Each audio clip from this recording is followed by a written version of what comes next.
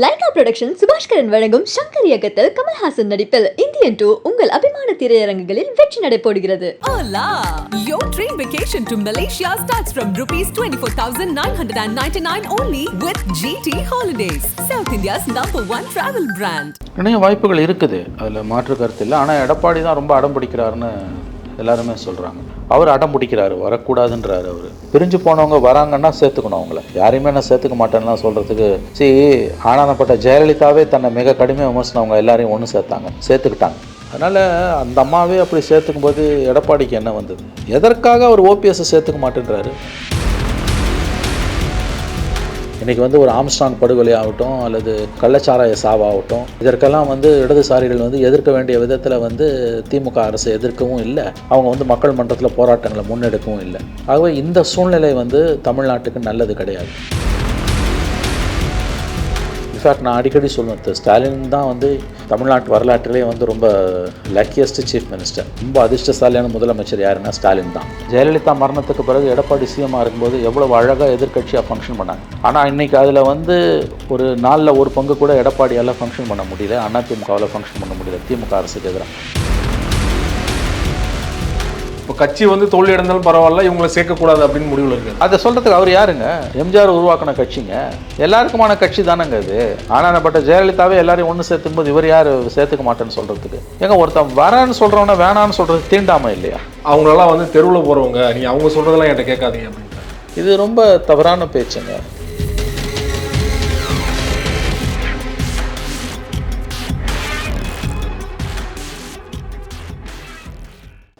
Sir வணக்கம். வணக்கம்.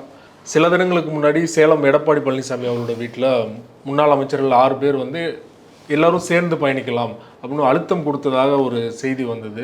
நீங்களும் பார்த்துருப்பீங்க. உண்மையிலே ஒன்றிணைந்த அதிமுக செயல்பட வாய்ப்பு இருக்குன்னு நினைக்கிறீங்களா? இணைய வாய்ப்பு இருக்குன்னு நினைக்கிறீங்களா?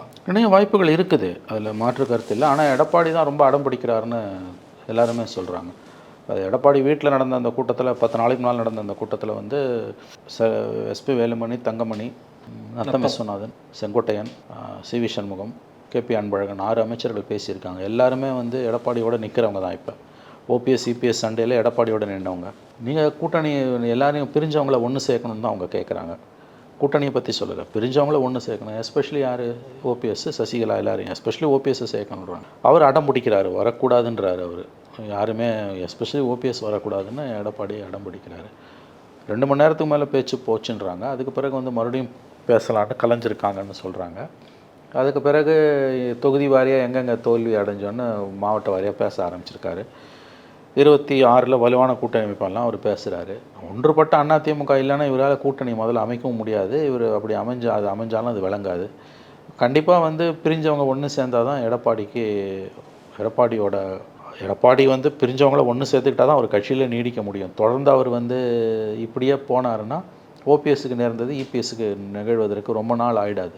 ஓபிஎஸ் தூக்கி வெளியில் போட்ட மாதிரி இந்த 6 பேரோட எண்ணிக்கை வரும் நாட்களில் இவங்களோட எண்ணிக்கை அதிகமாகுன்றாங்க. ஏன்னா தொடர்ந்து 3 தோல்வி, உள்ளாட்சியோடு சேர்த்து 4 தோல்வி. ஜெயலலிதா மரணத்திற்கு பிறகு 4 தோல்வி அவர் சந்தித்திருக்கிறார். அஃப்கோர்ஸ் அசம்பிளியில் 66 சீட்டுன்றது நல்ல கண்ணியமான பர்ஃபார்மன்ஸ். பட் ஆட்சி போச்சு. பார்லிமெண்ட்டில் தொடர்ந்து 2 தடவை அடி, அது இந்த தடவை வாஷ் அவுட்டு. இப்படியே நிலைமை போச்சுன்னா 26 அவரால் ஒன்றுமே பண்ண முடியாது. தேர்தல் தோல்வியில் விக்கிரவாண்டியில் இடைத்தேர்தல் புறக்கணிப்பு, அது புறக்கணிப்பு. ஆனால் 82% ஓட்டு போயிருக்குது. அது கேலி கூத்து. இடைத்தேர்தல் 25 வருஷமாக நடக்கிற கேலி கூத்து, அதை நம்ம கணக்கில் எடுக்க தேவையில்லை. பொது தேர்தல்கள் 3 பொது தேர்தல்கள், 2 அசம்பிளி, ஒரு பார்லிமெண்ட், லோக்கல் பாடி, 4 எலெக்ஷனில் வாஷ் அவுட் ஆகிருக்காரு எடப்பாடி. நிரந்தரமாக 5-6% ஓட்டு வெளியில் போயிருக்குன்றாங்க. இப்படியே போச்சுன்னா திமுகவில் இந்த கூட்டணி தொடரும் பட்சத்தில் அவரால் ஜெயிக்க நினச்சி கூட பார்க்க முடியாது. ஒன்றுபட்ட அதிமுக காலத்தின் தேவை. தன்னை முதல்ல ஒரு ஜெயலலிதாவை நினைத்து கொள்வது எடப்பாடி நிறுத்தி கொள்ள வேண்டும். பிரிஞ்சு போனவங்க வராங்கன்னா சேர்த்துக்கணும், அவங்கள யாரையுமே நான் சேர்த்துக்க மாட்டேன்னா சொல்கிறதுக்கு. ஆனானப்பட்ட ஜெயலலிதாவே தன்னை மிக கடுமையாக விமர்சனவங்க எல்லாரையும் ஒன்று சேர்த்துக்கிட்டாங்க. எம்ஜிஆர் மறைவுக்கு பிறகு 88 ஜானகி அணியில் இருக்கும்போது ஜெயலலிதாவை பற்றி மிக கடுமையாக விமர்சித்தவர்கள் தான் இன்று திமுகவில் இருக்க அமைச்சர் முத்துசாமி, அதிமுகவில் இருக்க வளர்மதி, இந்த மாதிரி லிஸ்ட்டு அடுக்கிக்கிட்டே போகலாம். ஆனால் அவங்க அத்தனை பேரையும் 88-89 தேர்தல் தோல்விக்கு பிறகு ஜானகி அம்மா அரசிலேருந்து விலகி ஜெயலலிதாவோட போய் சேர்ந்துருங்கன்னு சொல்லும்போது அத்தனை பேரையும் அரவணைத்தவர் தான் ஜெயலலிதா. ஆனானப்பட்ட ஜெயலலிதாவே தன்னை மிக கடுமையாக விமர்சித்தவர்களே, அதுவும் ஜெயலலிதாவை ஜானகி அணியில் இருந்தவர்களை விமர்சித்தது போல் திமுக கூட விமர்சித்தது கிடையாது. அவ்வளோ கேவலமாக, இழிவாக ஈனத்தனமாக விமர்சித்திருக்கிறார்கள். இல்லை அவங்களே சொல்லியிருக்காங்க இல்லையா? அது அந்த அம்மாவே சொல்லியிருக்காங்க, அசம்பிளிலே சொன்னாங்க. நான்லாம் பார்த்துருக்கேன், அதை நேரடியாக பார்த்துருக்கேன். அதனால் அந்த அம்மாவே அப்படி சேர்த்துக்கும் போது எடப்பாடிக்கு என்ன வந்தது? எதற்காக அவர் ஓபிஎஸ்ஸை சேர்த்துக்க மாட்டேன்றாரு? ஜெயலலிதாவால் தேர்ந்தெடுக்கப்பட்ட விசுவாசி தான் ஓபிஎஸ். 300 நாட்கள் இடைக்கால முதலமைச்சர் அவர் இருந்திருக்காரு. என்ன அப்படி பெரிய கொலை குத்தம் பண்ணிட்டாரு நீ சேர்த்துக்க மாட்டேன்னு சொல்கிறேன்? அதனால் நான் யாரையும் சேர்த்துக்க மாட்டேன்னு சொல்லக்கூடிய இந்த போக்கை எடப்பாடி கை மாற்றிக்கொள்ள வேண்டும். ஒன்றுபட்ட அதிமுக காலத்தின் தேவை. ஏன்னா திமுக ஆட்சிக்கு இன்றைக்கி நிறைய தவறுகள் இந்த ஆட்சியில் நடக்குது. பட் துரதிருஷ்டவசமாக இதை தட்டி கேட்பதற்கு எதிர்க்கட்சிகளும் பலமாக இல்லை, மீடியாவும் பலமாக இல்லை. எதிர்க்கட்சிகள் மொத்தமாக செதஞ்சு கிடக்குது. பிஜேபிக்கு பாலிடிக்ஸ் பண்ண தெரியல. அண்ணாமலை எதையோ பேசிகிட்டு இருக்காரு. அக்ரஸிவ் பாலிடிக்ஸை எடப்பாடி அதிமுக தான் பண்ண முடியும். அவங்க உட்கட்சி சண்டையில் உடஞ்சி கிடக்குறாங்க. மற்றதெல்லாம் குட்டி கட்சிங்க. அதில் பல கட்சிகள் திமுக கூட்டணியில் இருக்க கட்சிகள் திமுகவோட நிலைய வித்வான்களாக மாறிவிட்டன. கலைஞர் பீரியடில் திமுக கூட்டணியில் இருந்தவங்க கூட்டணினா தேர்தல் நேரத்துக்கு தான், தேர்தல் முடிஞ்ச 10 நாளில் எதிர்த்து தெருவில் இறங்கி போராடுவாங்க. இன்றைக்கி ஆளும் கட்சி செய்யக்கூடிய தவறுகளுக்கெல்லாம் ஜால்ரா போட்டுக்கிட்டு அதுக்கு திமுகவின் தொங்கு சதையாகத்தான் இன்றைய திமுக கூட்டணி கட்சிகள் மாறிவிட்டன என்பதுதான் வருத்தப்பட வேண்டிய உண்மை. குறிப்பாக இடதுசாரிகள் எல்லாம் உங்களுக்கு கிட்டத்தட்ட திமுகவின் தொங்கு சதைகளாக அவர்கள் மாறிவிட்டார்கள். எத்தனையோ விஷயங்களை உதாரணமாக நம்ம சொல்லிட்டு போகலாம். கலைஞர் பீரியட்லாம் இப்படி இருந்ததே கிடையாது. ஜெயலலிதா பீரியட்லையும் இப்படி இருந்தது கிடையாது. கூட்டணியில் இருப்பாங்க, கூட்டணி முடிஞ்ச ஒரே மாதத்தில் வெளியில் நின்று போராடுவாங்க. இன்றைக்கி ஒரு ஆம்ஸ்டாங் படுகொலை ஆகட்டும் அல்லது கள்ளச்சாராய சாவாகட்டும், இதற்கெல்லாம் இடதுசாரிகள் எதிர்க்க வேண்டிய விதத்தில் திமுக அரசை எதிர்க்கவும் இல்லை, அவங்க மக்கள் மன்றத்தில் போராட்டங்களை முன்னெடுக்கவும் இல்லை. ஆகவே இந்த சூழ்நிலை தமிழ்நாட்டுக்கு நல்லது கிடையாது. தமிழ்நாட்டில் இன்றைக்கி இருக்கக்கூடிய நிலைமை என்ன? கடந்த 3.5 ஆண்டுகளில் ஸ்டாலின் அரசு பொறுப்பேற்றதுலேருந்து வலுவான எதிர்க்கட்சி என்பது கிட்டத்தட்ட இல்லவே இல்லை. டெல்லியில் கடந்த 10 ஆண்டுகளாக மோடி 1.0 2.0ல் மோடி எப்படி எதிர்க்கட்சிகளே இல்லாமல் ஆண்டாரோ அப்படித்தான் தமிழ்நாட்டிலும் ஸ்டாலின் அவர்கள் ஆண்டு கொண்டிருக்கிறார். இன்ஃபேக்ட் நான் அடிக்கடி சொல்லுவேன், ஸ்டாலின் தான் தமிழ்நாட்டு வரலாற்றிலே ரொம்ப லக்கியஸ்ட் சீஃப் மினிஸ்டர். ரொம்ப அதிர்ஷ்டசாலியான முதலமைச்சர் யாருன்னா ஸ்டாலின் தான். ஏன் சொல்கிறேன் கேளுங்க. எம்ஜிஆருக்கு கடுமையான எதிர்க்கட்சியாக திமுக இருந்தது, கலைஞர் இருந்தார். எம்ஜிஆருக்கு கடுமையான அரசியல் எதிரி கலைஞர். கலைஞருக்கு கடுமையான அரசியல் எதிரி ஜெயலலிதா. ஜெயலலிதாவின் மிக கடுமையான அரசியல் எதிரி கலைஞர். எடப்பாடியின் மிக கடுமையான அரசியல் எதிரி ஸ்டாலின். திமுக ஜெயலலிதா மரணத்துக்கு பிறகு எடப்பாடி சிஎம்மாக இருக்கும்போது எவ்வளோ அழகாக எதிர்க்கட்சியாக ஃபங்க்ஷன் பண்ணாங்க. ஆனால் இன்றைக்கி அதில் ஒரு 4/1 பங்கு கூட எடப்பாடியால் ஃபங்க்ஷன் பண்ண முடியல, அதிமுகவால் ஃபங்க்ஷன் பண்ண முடியல. திமுக அரசுக்கு எதிராக நிறைய தவறுகள் நடக்குது. ஒரு கவர்மெண்ட்டுனால் நிறையா பிரச்சனைகள் இருக்கும். எந்த கவர்மெண்ட்லேயும் ஒன்றும் தேனும் பாலம் ஓடாது. கண்ணு முன்னால் இவ்வளோ கொடுமைகளை பார்க்குறோம். ஆனால் எடப்பாடி பீரியடில் நடந்த கொடுமைகளை திமுக எக்ஸ்ப்ளாய்ட் பண்ண மாதிரி, அக்ரெசிவ் எதிர்க்கட்சி ரோலை ப்ளே பண்ண மாதிரி இன்றைக்கி அதிமுகவால் ஏன் ப்ளே பண்ண முடியல? அதுக்கு ஒரு காரணம் கட்சி உடஞ்சி கிடக்குது. ஆகவே இந்த திமுகவை, இந்த ஸ்டாலினை எதிர்கொள்ளணும்னா அதிமுக ஒன்றுபடணும், கூட்டணியை பலப்படுத்தணும். அப்போ தான் 26ல் அவங்களால ஓரளவாவது ஃபைட் கொடுக்க முடியும். இல்லைன்னா ஸ்டாலின் சொன்ன மாதிரி 200+ திமுக வெற்றி பெறுவது, 200+ சீட்ஸில் திமுக ஜெயிப்பது என்பது கிட்டத்தட்ட சாத்தியப்படக்கூடிய ஒன்றாகத்தான் மாறிப்போகும். அந்த அளவுக்கு இங்கே கீழே நிலைமை எதிர்க்கட்சிகளோட ஒற்றுமை இன்மை என்பது ஆளும் கட்சிக்கு சாதகமாக மாறிக்கொண்டிருக்கிறது.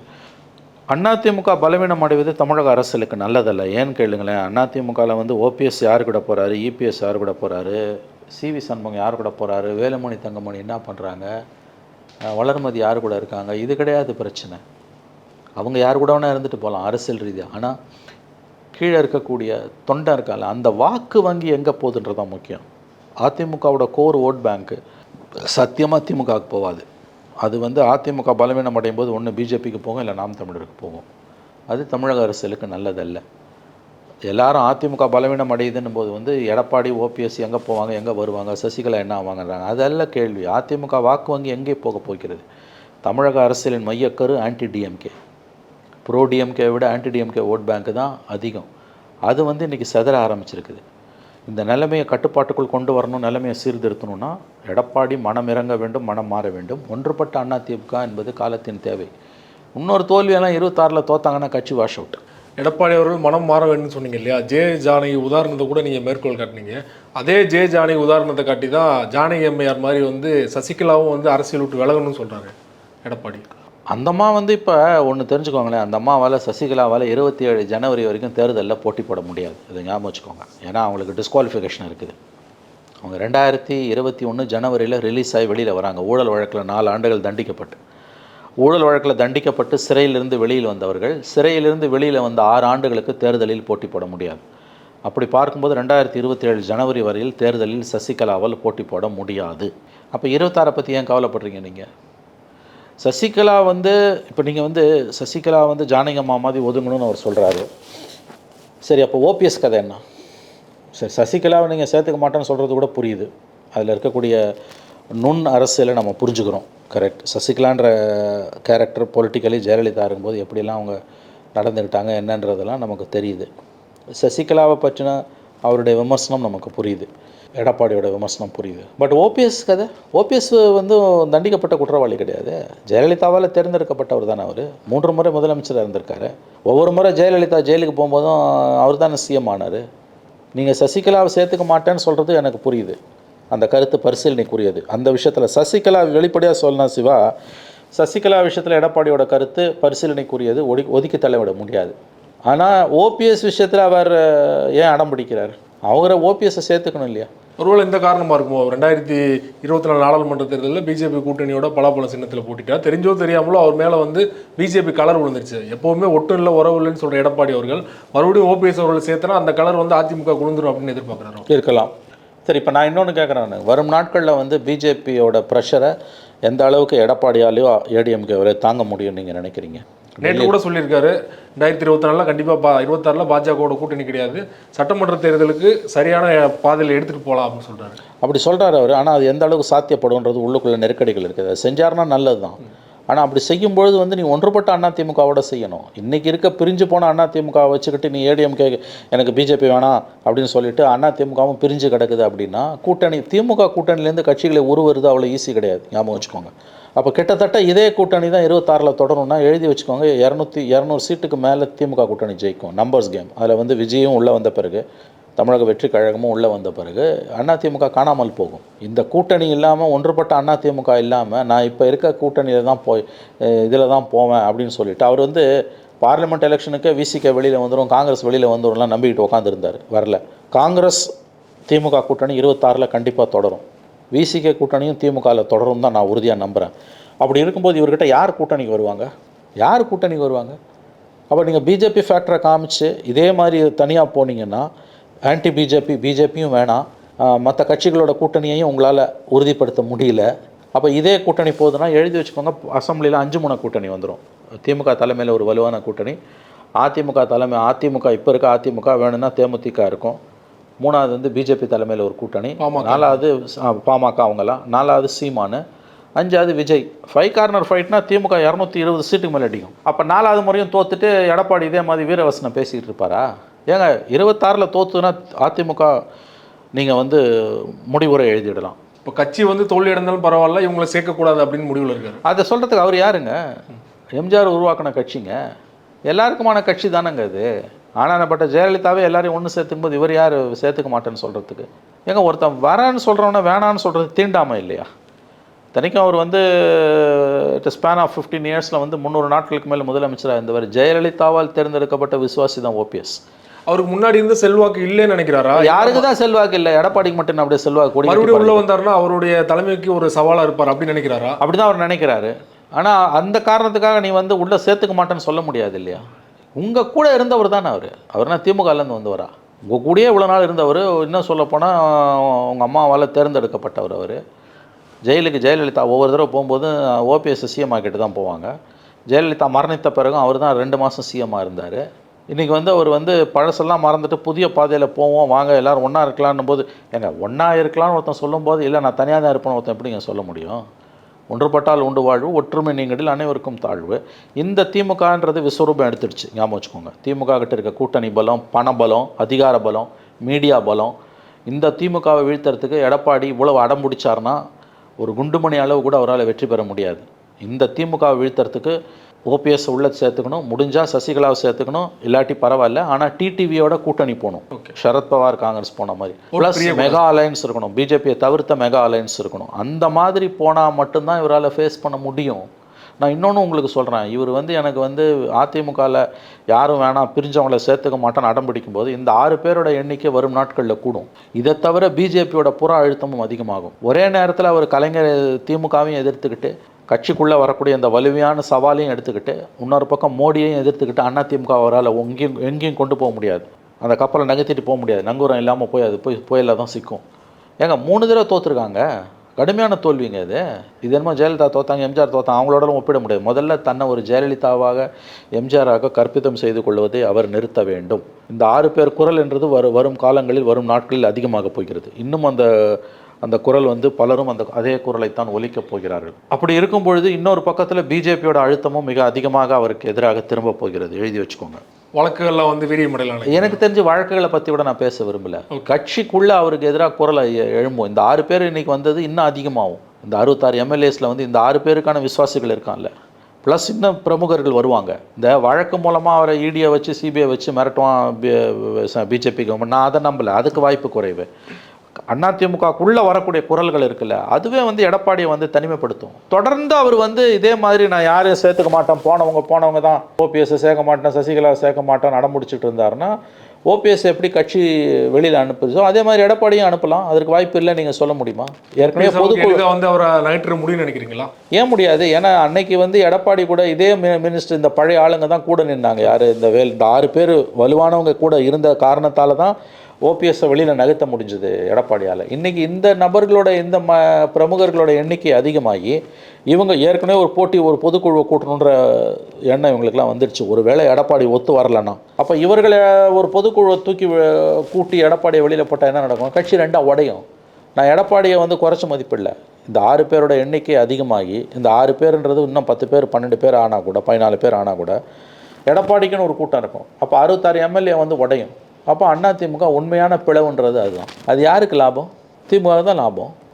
அப்போ மறைமுகமாக வந்து எடப்பாடி வந்து திமுகவுக்கு உதவி செய்கிறாரா? எப்படிங்க யாரையுமே நான் சேர்த்துக்க மாட்டேன்னு ஒரு தலைவர் சொல்ல முடியும்? ஜெயலலிதா சொன்னது இல்லைங்க, அதை அந்த அம்மா சொன்னதில்லை. எவ்வளோ பெரிய லீடர் அந்த அம்மா, அவங்க சொன்னதில்லை. இவர் நான் யாரும் சேர்த்துக்க மாட்டேன்னு எப்படி நீங்கள் சொல்ல முடியும்? அந்த மாதிரி 52 வருஷமாக இருக்க கட்சி இது, உங்கள் குடும்ப சொத்து கிடையாது. திரும்ப வரவங்க எல்லாரையும் அரவணைப்போம்னு சொல்கிறது தானே ஒரு தலைவனுக்கு அழகு. இத்தனைக்கும் சேர்த்துட்டா கட்சிக்கு பலனில்லை நினைக்கிறாரா, இல்லைன்னா பர்சனலாக ஒரு ஈகோனால அவர் சேர்த்து பர்சனலாக தன்னோட பதவிக்கு ஆபத்து வரும்னு நினைக்கிறாரு. ஓகே, இவங்களை மற்றவங்களை சேர்க்கறதால கட்சிக்கு லாபம் இல்லைன்னு நினைக்கிறதுலாம் அபத்தமான. இவரால் மட்டும்தான் லாபம். இவர் கூட இருக்கவங்க எல்லாருமே வந்து அப்படியே ஓட் கேச்சர்ஸா? கிடையவே கிடையாது. அதனால் அது என்னென்னா வந்து தன்னுடைய தலைமைக்கு ஒரு சேலஞ்ச் வரும்னு எதிர்பார்க்குறாரு. 2வது ஈகோவும் இருக்குது. பட் இதெல்லாம் தொடர்ந்து கட்சிக்குள்ளே இந்த குரல்கள் எழும்பொழுது அது அவரால் ஒதுக்கி தள்ள முடியாதுன்னு தான் எனக்கு தோணுது. இந்த எண்ணம் அவருக்கே வந்திருக்கும் இல்லையா? அவர் கூடவே இருந்த தங்கமணி, வேலுமணி, சிவி சண்முகமும் அவரோட வந்து சசிகலா அவர்கள் வந்து வெளிப்படையாக வீரியமாக எதிர்த்தாரு. அவரே வந்துட்டார் வழிக்கு. இவர் வந்து அப்போ வந்து தானே ஆகணும் ஒரு பாயிண்ட் ஆஃப் டைமில். அப்படி தான் நம்ம எதிர்பார்க்குறோம்.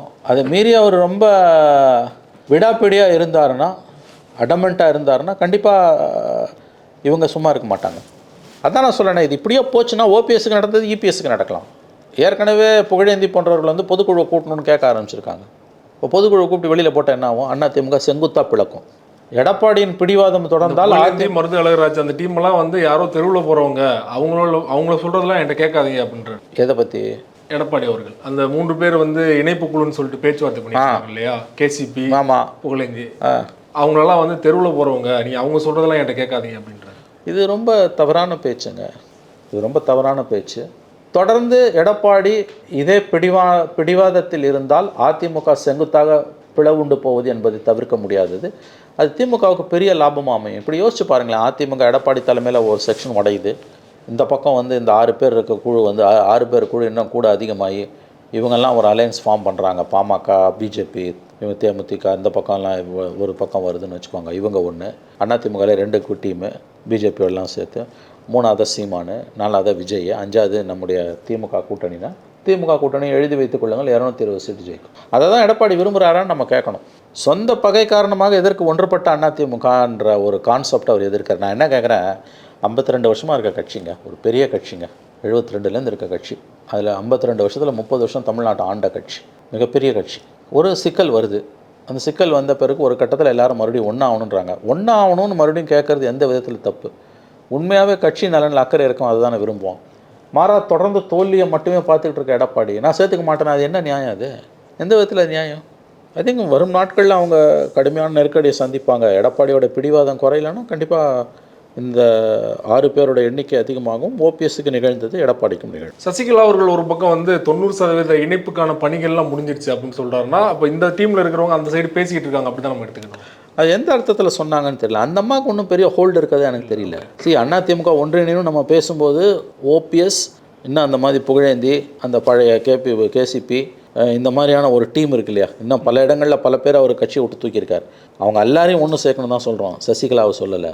இது நல்லா புரிஞ்சுக்கணும். நீ இதில் சசிகலா ஃபேக்டர் ஒன்று குழப்பக்கூடாதுன்னு எனக்கு தோணுது. டிடிவி தினகரனே அவருடைய சொந்த சித்தி முறை அவங்களுக்கு வந்து அவரே வந்து சசிகலாவோட அரசியலை விரும்பலையே.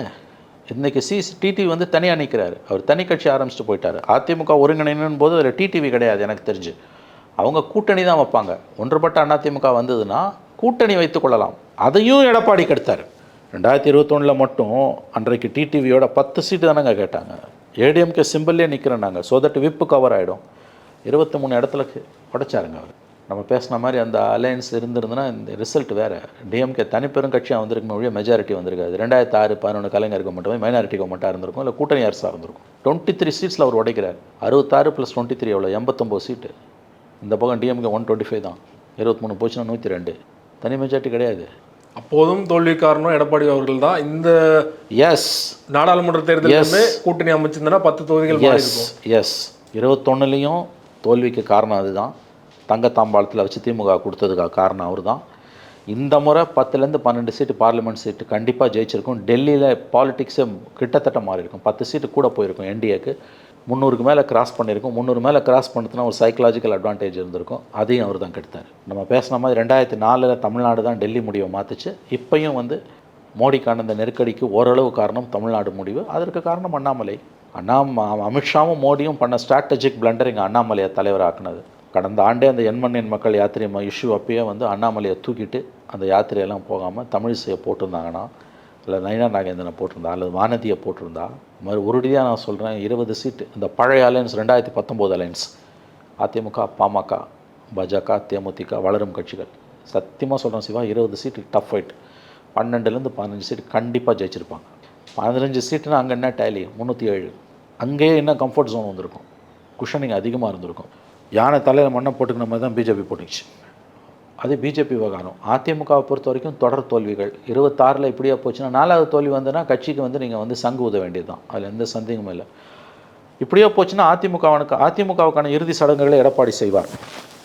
கண்டிப்பாக வந்து அது நடக்கக்கூடாது. அவர் வந்து ஒன்றுபட்ட அதிமுக உருவாவது காலத்தின் கட்டாயம். இந்த 6 பேரோட எண்ணிக்கை வரும் நாட்டில் அதிகரிக்கும் என்று நாம் கருதலாம். வலிமையான எதிர்க்கட்சி தமிழ்நாட்டுக்கு மிக மிக முக்கியம். நல்லா ஞாபகம் வச்சுக்கோங்க. ஒரு வளமான ஜனநாயகத்துக்கு, ஒரு நல்லாட்சிக்கு ஆளும் கட்சி பலவீனமாக இருக்கலாம், பட் எதிர்க்கட்சி பலவீனமாக இருக்கக்கூடாது. தமிழ்நாட்டில் அதுதான் நடந்துகிட்டு இருக்கு இன்றைக்கி. ஒன்றுபட்ட அதிமுக உருவாவது காலத்தின் கட்டாயம். பொறுத்திருந்து பார்க்கலாம் சார். உங்கள் நேரத்தை ஒதுக்கி பல்வேறு தகவல் எங்களோட பகிர்ந்து கொண்டீங்க. மிக்க நன்றி. நன்றி சிவா. லைகா புரொடக்ஷன் சுபாஷ்கரன் வழங்கும் சங்கர் இயக்கத்தில் கமல்ஹாசன் நடிப்பில் இந்தியன் 2 உங்கள் அபிமான திரையரங்குகளில் வெற்றி நடைபோடுகிறது. Hola! Your dream vacation to Sri Lanka starts from rupees 24,999 only with GT Holidays, South India's #1 travel brand.